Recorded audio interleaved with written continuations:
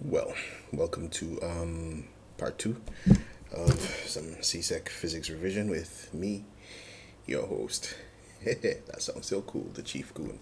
Now, the last thing we looked at was the principle of conservation of linear momentum. We now have to move on to W, E, and P. Well, it's work, energy, and power, but let us start with energy, ENERGY. By definition, energy is the ability, ABILITY, to do work. And there are two types of energy that we look at for the CSEC syllabus. There is, of course, good old kinetic energy, which is given by the formula half mv squared. Now, by this point, you should know that certain terms mean certain things. M is always going to be mass, small v is usually velocity, and kinetic energy is measured in a unit called the joule, Joule, symbol capital J. Now, kinetic energy, some people say it's the energy of motion or energy in motion. No, it's not. It is the energy possessed, Possessed, by a body in motion. All right, that's kinetic energy. Then there is potential energy, Potential energy. This is energy possessed, energy, Possessed, as a result of position, Position, position or state. And the potential energy we look at, the one potential energy we look at, is good old gravitational potential energy, good old GPE. Gravitational potential energy. Now, GPE, as it's called, is equal to mgh. G is the same rather, I shouldn't say similar, that's poor. G is acceleration due to gravity. The same G we find in the equation, W is equal to mg, weight is mass by acceleration due to gravity. Or it's also known as gravitational field strength. It is usually given as 9.81 in some cases, or 9.8 meters per second squared, but when not stated, it is assumed for the sake of ease of calculation to be 10 meters per second squared. M, common M that is mass, and H is height. Now, what does this mean? Well, this means that, when I say this, I mean the formula. The formula clearly indicates that the GPE, or the gravitational potential energy, of an object increases with height. How did I come to this conclusion? Mass is constant, G is constant, the only variable is height. So the higher you are, the greater your GPE. That is why, even though it is a proverb of sorts, the higher you are, the harder you fall, is very true. Now, moving on. We move on to a formula that gives us the change in GPE. Change in good old GPE. And this is given as mg delta h. Now, the change in GPE can be written as delta GPE. And this is still going to be equal to mg delta h. Now, what was I going to say? The reason we only have delta h is because, again, h is your only variable.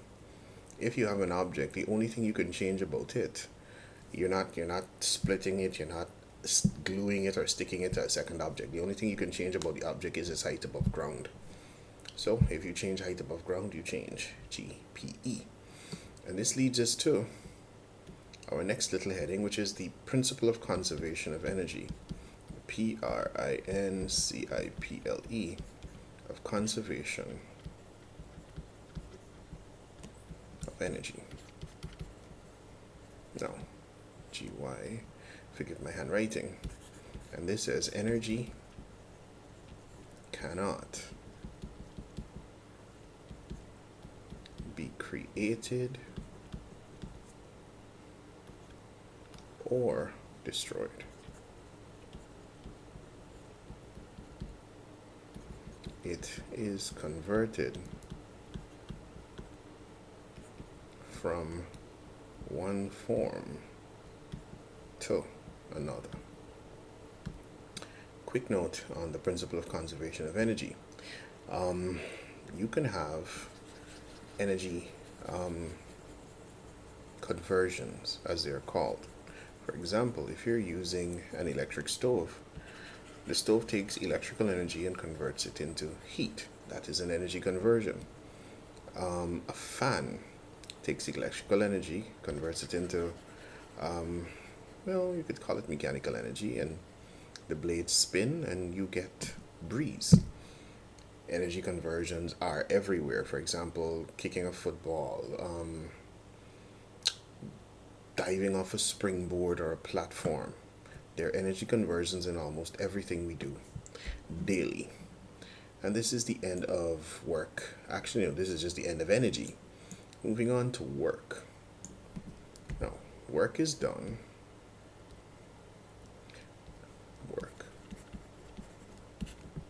Work is said to be done when a force produces motion. A little condition is, well, the little condition is in the direction. One second.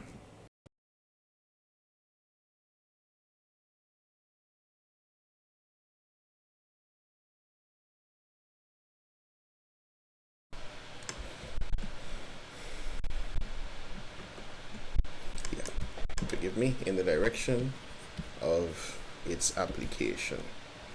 APPLICATION. Simply put, very simply put, if we have an object with some force F, work is only done when motion is in the direction the force is acting. If you're pushing to the right and moving to the left, you do no work. Work shares the same unit as the joule, as energy. That unit is the joule, Joule, capital J. Now, the formula for work. W is equal to F by D. Or just FD. Capital F represents force, measured in newtons. D represents distance, measured in meters. And W represents work in joules. Moving on to power.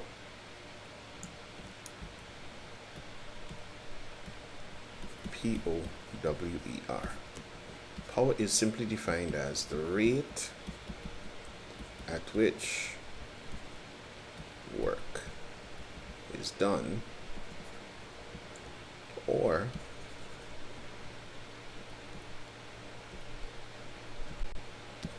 the rate at which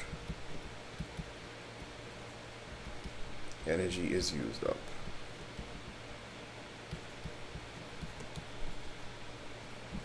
So, this definition leads to power is equal to work over time. And this one leads to power is equal to energy over time. Power is equal to E over T or W over T. P is power, W is work, time. and this is energy. Now, a little tidbit. The unit of power is the watt, W-A-T-T, symbol capital W. If we write the watt on this side of the equal sign, we see that the watt is equal to the joule divided by the second. So 1 watt is equal to 1 joule per second. Remember this. Now, work, power, energy, efficiency. Then we look at pressure, then Archimedes principle, and we're done. E-F-F-I-C-I-E-N-C-Y. E is equal to output over input times 100%. Do remember that efficiency is a percentage, and you can't express it as just a number. You can't just say 2, it has to be 2%. This is the formula for efficiency.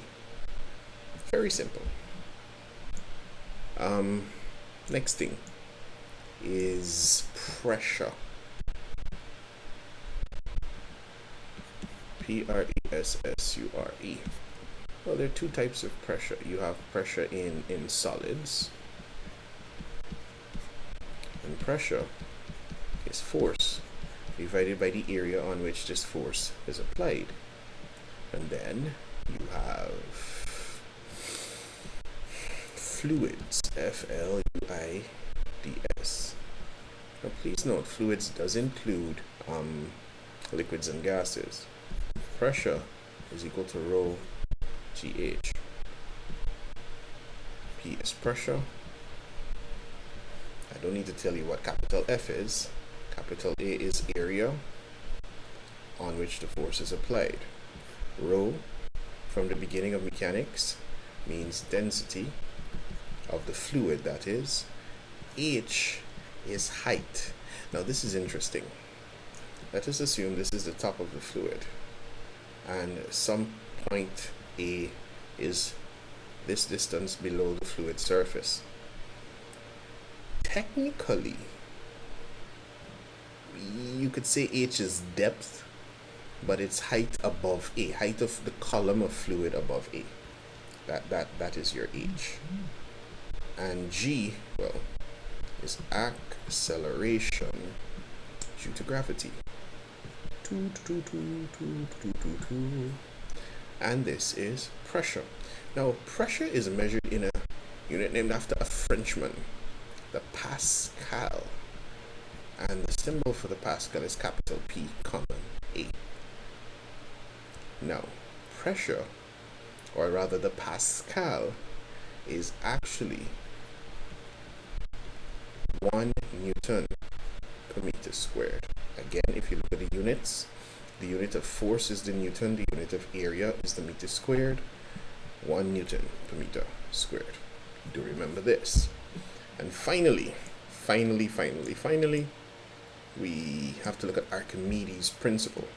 And Archimedes simply said, A-R-C-H-I-M-E-D-E-M-E-D-E-S, Archimedes, P-R-I-N-C-I-P-L-E.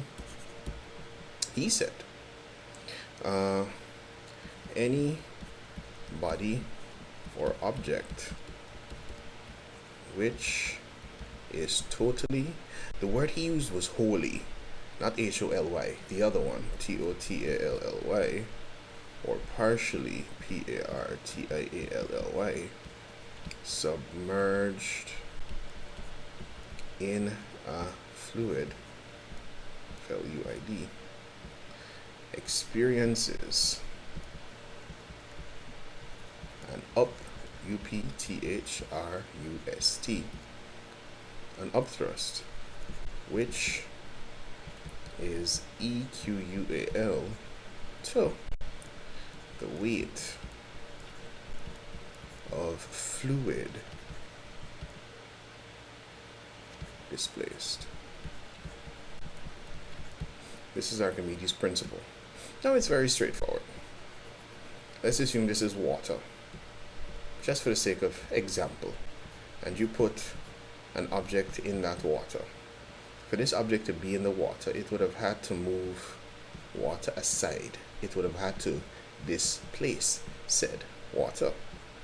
Archimedes says that if you gathered up this displaced water and you measured its weight, the weight of the water would be equal to the upward force the object would experience. Objects appear much lighter than they actually are in fluids because of upthrust. It is why if you go in water, you feel lighter. It is why in many cases, floods have the ability to move massive objects into places you probably wouldn't expect. Because again, the fluid, water, causes the objects to appear lighter due to the action of good old upthrust. THR, my handwriting is horrible. THRUST, good, upthrust. So, I repeat, an object in a fluid displaces fluid. The displaced fluid, or the fluid displaced, the weight of said displaced fluid is what generates the upthrust. If no fluid is displaced, you don't get any upthrust. You don't get any upthrust. Also, if you're in a thin fluid, like we're in air, yes, your body takes up space, it displaces air, but air is not very heavy, as a result of which the weight of air you displace on a daily basis isn't going to cause you to get light enough to float. You ain't going to just stand up and just float off into the air. That will never happen. Anyways, I do believe this is my time. Thank you for joining me on this little adventure. Stay sane, stay safe, walk in the corner, and I'll see you next time.